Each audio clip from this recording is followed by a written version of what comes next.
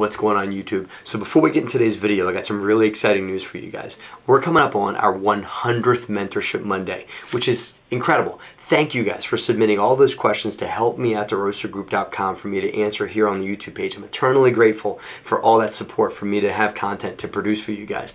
And as a thank you and as a really awesome way to celebrate with you guys, I'm going to have our 101st Mentorship Monday on June 4th. And it's going to be live. I'm going to do it live here on the YouTube channel, June 4th at 3 p.m. Eastern Standard Time. June 4th, 3 p.m. Eastern Standard Time. You have to be here on the YouTube channel so you can watch live Mentorship Monday. I'm going to answer lots of questions. I'm going to have some special guests. And I just finished a book for BiggerPockets.com on how to raise private money. The book just got finished. It gets launched in July, but I'm going to do some free giveaways of the book here at that event. You got to be there. I'm going to do some other free giveaways, and like I said, I'm going to have some special guests with me too. So you guys need to check this out. It's going to be a great event with lots of freebies and lots of really cool things we're going to do and get into some questions and everything. It's going to be a ball. You guys need to be here. June 4th, 3 p.m. Please be there. I'll look forward to seeing you guys then.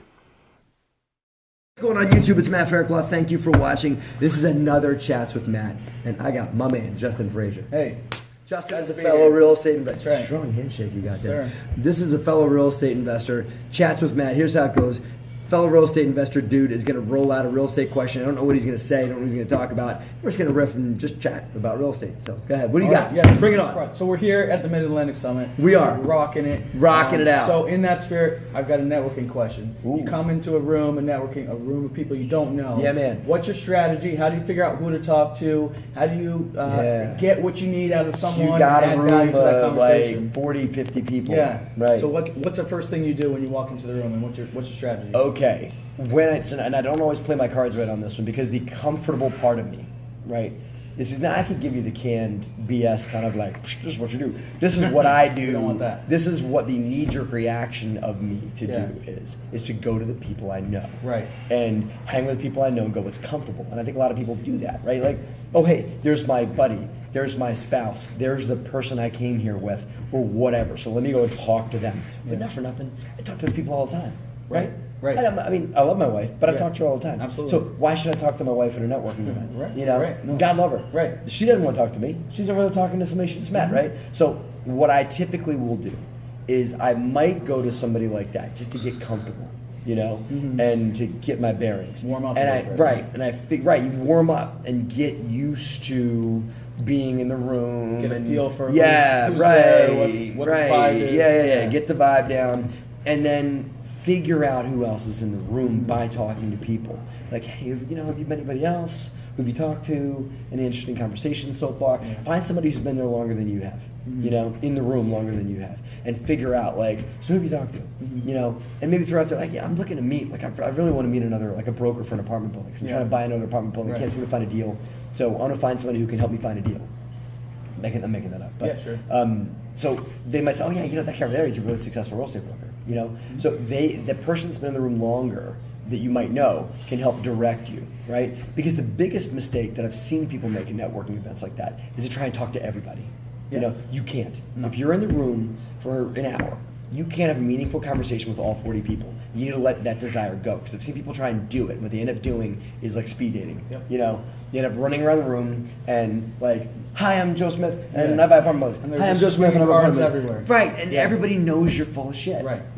If that's what you're gonna do, right? Because nobody. I tell you what, Joe, might as well just throw them in the trash. Because nobody's gonna call you if you do that. Right. You can't speed around people like that. You've got to develop relationships with people in that conversation. So you should, if you're gonna be in the room for an hour, I would try and say, like, spend 15 minutes getting your bearings, talking to some people you know, and the other 45 talking to like the 3 people in the room that you really want to get in front of. Build 3 meaningful relationships. Add value of real people that can help you advance your goals. Shotgun approach in marketing and in like things like that might work on social media, but in a networking event like that, if you want to get like this with somebody, that's not how you and I met. Right. You know, absolutely. You and I met a couple of years ago, and you came to an event because you had seen some stuff I had on BiggerPockets, and you wanted to meet me directly. Absolutely. So you came to the event probably with a goal of like, I want to get like 5 minutes with that guy. That's exactly what happened. Yeah. And we did. Absolutely. And we talked, and now you and I are buddies. Now I'm on Chats with Matt. But now we're doing deals together and stuff like that too. Like we do stuff and everything like that. Because you didn't come to the event looking to meet everybody. Right. Like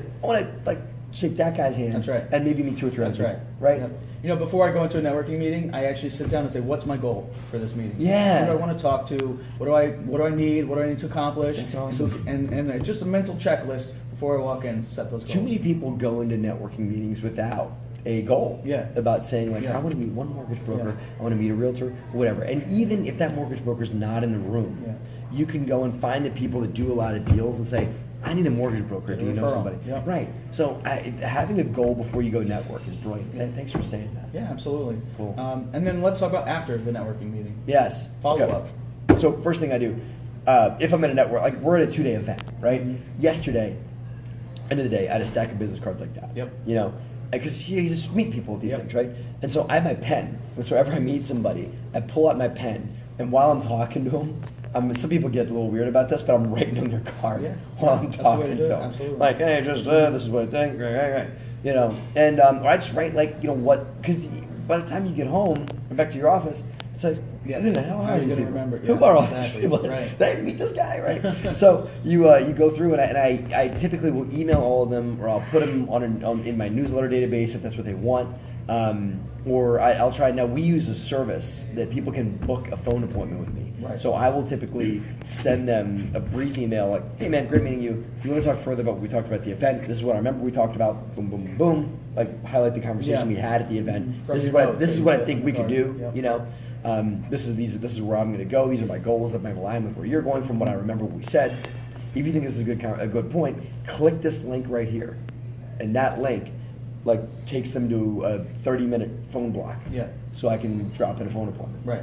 That's my next thing is try and push for a phone meeting if I think it's somewhere where I can help them get where they want to go, and they can help me get where I want to go. Now, are you going to do that for that entire stack, or are you going to pick and choose based on the conversations? No. There are people you just put aside, like, okay, if I need that guy, I'll call him. Right. You know, like let's say you meet a 1031 exchange specialist. Yeah. I'm not selling any real estate right now. Right. So I don't need a 1031 exchange specialist. Right. So I have a little like tissue box in my office of potential vendors I might need one day. They're just sitting there. Yep. And so I can remember, I did meet that guy 6 months ago. There you go. You know, now I'm not as organized as some other people that might actually scan them in or put them in a digital database. Right. You know, you're younger than me, so you might do that. I throw them in a tissue box. Whatever works. Right. So then there's the people that like are immediate conversations. And then there's like the high immediate conversations that are people that are like, I want to invest with you, or I want to like immediate things. So I make sure like sometimes I've sent people emails the day I met them. Yep. Like right there, pull out the phone. Oh, Yep. Nice to meet you. Absolutely. So it's all. Right. You know. So that's my typical follow up. And then I throw it in their court. And then if it's a like super high value person, I keep their card on my desk. So it reminds me to ping them if I don't hear back from them every couple of days. So, you know. So the point that I find interesting is you're very successful in your business, and you're doing that. You're following up with people. One thing I see is newbies or people that are not as experienced. They'll come in, they'll collect your card, and they never send a message, and they never follow up. And I think that separates people. I'm not being cocky. I swear.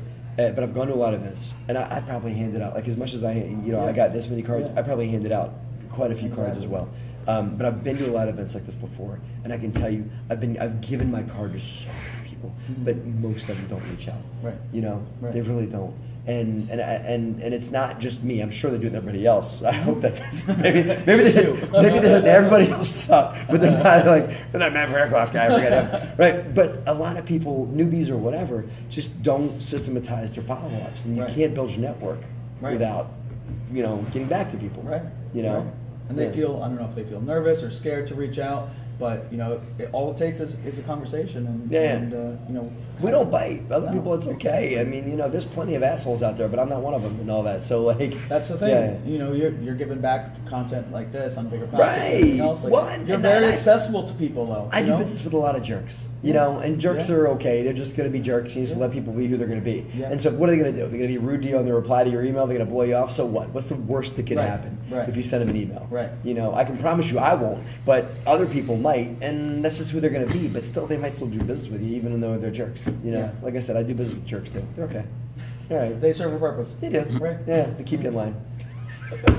So the moral is, you got Matt's card. And the moral is, jerks keep you in line. Yeah, right? that's true. That's the take home. We should title this video that. Right? That's right. Very good. But if someone got your card, they should reach out and have a conversation. Not just me, but anybody. Anyone, you do absolutely. something with it. Yeah. You know, that's a freaking dead tree in your hand right now. You should do something with Do that. something with it. Right. Save the freaking planet, man. Absolutely. Like, make some money off of that dead tree piece of paper you're holding in your hand. That business and card. people don't. They don't. There's a gap there. They don't. People are not doing It's it. a life of that tree that died to create that business card That's that it. you're going to let go to waste. Yeah. Cool. All right, we got to get back to that. This is perfect. All right. That's Nice awesome. talking to Cool. you. Thank you. Have a great, profitable week, guys. Thanks for watching.